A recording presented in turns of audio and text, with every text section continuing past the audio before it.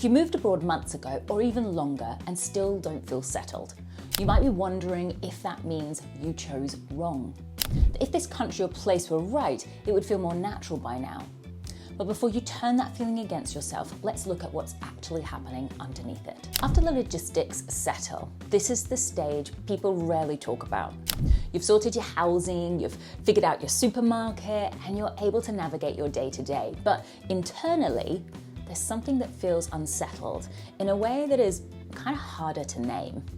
It can often sound like, I don't feel like myself here, I'm more self-conscious than I used to be, I don't know which parts of me fit here.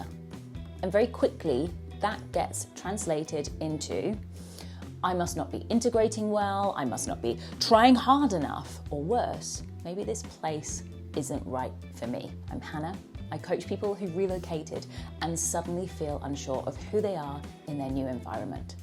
What I want to show you here is that this stage is not about social skills, it's about identity reconstruction, and that's a very different thing. I'm going to reference a framework that you might like to use that I call identity lag. There are 3 layers to identity that matter after a move, and I teach this to clients because once you start to see it, you stop personalizing it. So, layer 1 is internal identity. That's your personality, humor, values, your preferences.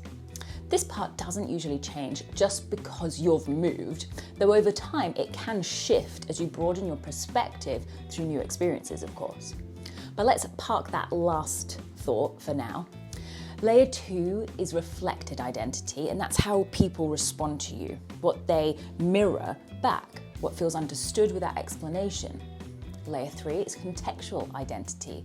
That's how you behave in a specific environment, what is rewarded, what is normal, what feels appropriate. And when you move abroad, only the first layer, the internal identity, comes with you mostly intact. Layer 2 and 3 get disrupted immediately.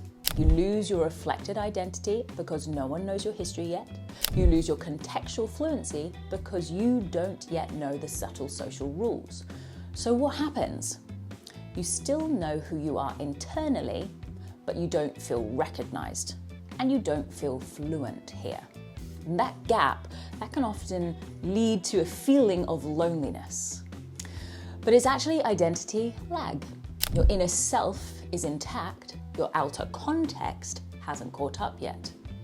When my clients realize this, something can start to soften within because they stop asking, what is wrong with me? And they start asking, what layer am I in right now? That is completely different. So why does this get misread as failure? Here's where people trip up. We are wired to experience identity in a rational way. You don't just feel like yourself alone in a room, right? You feel yourself when someone actually laughs at your joke in the right way, when someone references a shared memory, perhaps, and you don't have to explain that backstory to it. And when that disappears, it can feel destabilizing and you become much more vigilant and monitor your tone. You might replay conversations, you question whether you've said too much or you've said too little. And because that feels uncomfortable, you assume that you're failing socially. But discomfort in this stage is not incompetence. It's like a recalibration. Your system is learning, how does humor land here?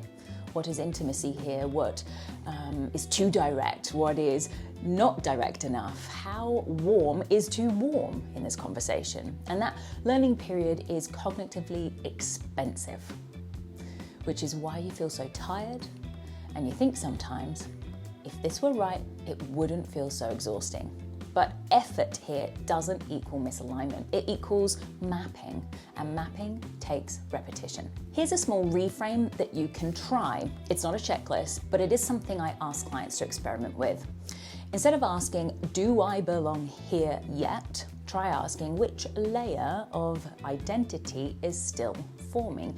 Is it reflective identity? Do I simply not feel known yet? Is it contextual identity? Am I still learning the unspoken rules? Or is it internal identity?